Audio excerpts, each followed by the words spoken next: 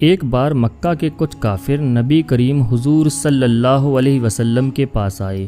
کچھ غیر مسلموں نے حضور صلی اللہ علیہ وسلم سے آ کر کہا کہ اگر آپ سچے نبی ہو تو اپنے نبی ہونے کی کوئی نشانی دکھاؤ۔ رات کا وقت تھا، آسمان میں 14ویں کا چاند چمک رہا تھا۔ حضور صلی اللہ علیہ وسلم نے ان غیر مسلموں سے پوچھا کہ تمہیں کیسی نشانی چاہیے؟ تو ان لوگوں نے چاند کی طرف اشارہ کرتے ہوئے کہا کہ اگر آپ سچے نبی ہو تو اس چاند کو 2 ٹکڑے کر کے دکھاؤ۔ اگر آپ ایسا کر دو گے تو پھر ہم لوگ آپ کو اپنا نبی مان لیں گے۔ وہ غیر مسلم یہ سوال کر کے بہت خوش تھے کہ آج محمد صلی اللہ علیہ وسلم اپنی ہار مان جائیں گے اور پھر خود کو نبی کہنا چھوڑ دیں گے۔ ہم اس بات کو لے کر انہیں لوگوں میں بدنام کریں گے کہ ہم نے محمد صلی اللہ علیہ وسلم سے چاند کے ٹکڑے کرنے کو کہا مگر وہ ایسا نہ کر پائے، تو پھر وہ کیسے نبی ہیں؟ یہ سن کر حضور صلی اللہ علیہ وسلم نے چاند کی طرف اپنی انگلی سے اشارہ کیا تو اچانک چاند بیچ سے ٹوٹنے لگا اور پھر دیکھتے ہی دیکھتے چاند کے 2 ٹکڑے ہو گئے۔ ایک ٹکڑا اتر کی طرف اور دوسرا دکچھڑ کی طرف چلا گیا۔ وہاں کھڑے سبھی لوگوں نے یہ منظر صاف طور پر اپنی آنکھوں سے دیکھا اور پھر حضور صلی اللہ علیہ وسلم نے فرمایا، اے لوگو دیکھ لو، یاد رکھنا اور تم سب گواہ رہنا۔ اس کے بعد آپ صلی اللہ علیہ وسلم نے اپنی انگلی سے چاند کی طرف اشارہ کیا اور پھر دیکھتے ہی دیکھتے چاند پہلے کی طرح آ کر جڑ گیا۔ مگر مکہ کے کافر اتنا بڑا معجزہ دیکھنے کے بعد بھی حضور صلی اللہ علیہ وسلم پر الزام لگاتے ہوئے کہنے لگے کہ انہوں نے تو ہماری آنکھوں پر جادو کر دیا، یہ تو صرف محمد کا ایک جادو ہے۔ اور مکہ کے کافر بار بار یہی کہتے رہے کہ محمد نے تو چاند پر بھی جادو کر دیا ہے، اور وہ لوگ ایمان نہ لائے۔ ان لوگوں میں ابو جہل بھی شامل تھا، لیکن ان میں سے کچھ لوگ یہ دیکھ کر اسی وقت مسلمان ہو گئے۔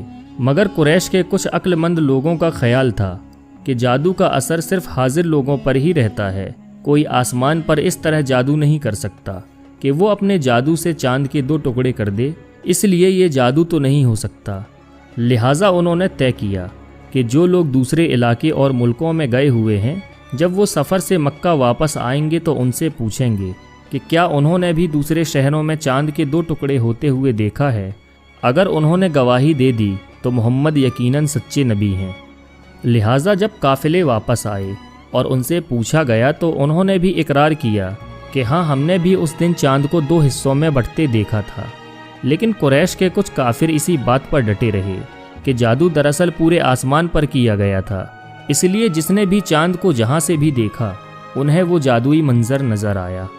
مکہ کے کافروں کا یہ جواب سننے کے بعد بس کچھ ہی لوگ حضور صلی اللہ علیہ وسلم پر ایمان لائے اور باقی گمراہی میں ہی پڑے رہے۔ کفار مکہ کی طرح بعد میں آنے والے کچھ منکروں نے بھی چاند کے 2 ٹکڑے ہونے کے اس واقعے کو جھوٹا ثابت کرنے کی بہت کوشش کی اور اس واقعے پر کئی طرح کے اعتراض کیے، جن میں زیادہ تر یہ کہا گیا اگر چاند کے 2 ٹکڑے ہوئے تھے تو اس وقت یہ منظر دوسرے شہروں و ملکوں میں نظر کیوں نہیں آیا۔ مگر اس اعتراض کا جواب تو اسی بات سے ملتا ہے کہ جب قافلے والے مکہ شہر واپس لوٹے تو انہوں نے اس بات کا اقرار کیا کہ چاند کے 2 ٹکڑے ہونے کا منظر دوسرے ملکوں میں بھی نظر آیا تھا۔ اتہاس کی کتابیں اگر کھنگالی جائے تو معلوم ہوتا ہے کہ اس وقت چاند کے 2 ٹکڑے ہونے کا منظر بہت سے ملکوں میں دیکھا گیا تھا اور لوگوں نے اسے کچھ کتابوں میں لکھ کر محفوظ بھی کیا ہے، جس میں ہندوستان سب سے آگے ہے۔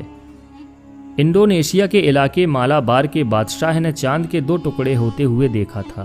اس بادشاہ نے اس واقعے کو ایک دستاویز کی شکل میں لکھوا کر شاہی خزانے میں محفوظ کر لیا تھا تاکہ اس واقعے کی اچھے سے تحقیق کی جا سکے اور بعد میں آنے والے لوگوں کو بھی معلوم ہو جائے کہ اس بادشاہ کے وقت میں چاند کے 2 ٹکڑے ہوئے تھے۔ اس دستاویز کی کاپیاں آج بھی لندن کی آکسفورڈ یونیورسٹی کی لائبریری میں رکھی ہوئی ہے اور اس کے ریکارڈ آج بھی موجود ہیں۔ اسی طرح اس وقت ہندوستان کے ایک راجا جن کا نام چیرامن پیرومل تھا، اس رات انہوں نے اپنے محل سے چاند کو 2 حصوں میں بٹتے ہوئے دیکھا تھا، اور بعد میں جب ان دونوں بادشاہوں نے تحقیقات کروائی تو انہیں معلوم ہوا کہ عرب ملک کے مکہ شہر میں اللہ کی طرف سے بھیجا ہوا ایک نبی آیا ہے، انہی کی انگلی کے اشارے پر چاند کے 2 ٹکڑے ہوئے ہیں۔ یہ سنتے ہی وہ دونوں بادشاہ مسلمان ہو گئے اور ان میں سے ایک نے تو حکومت چھوڑ کر حضور صلی اللہ علیہ وسلم سے ملنے کے لیے عرب کی طرف سفر شروع کیا، لیکن راستے میں ہی اس بادشاہ کی وفات ہو گئی۔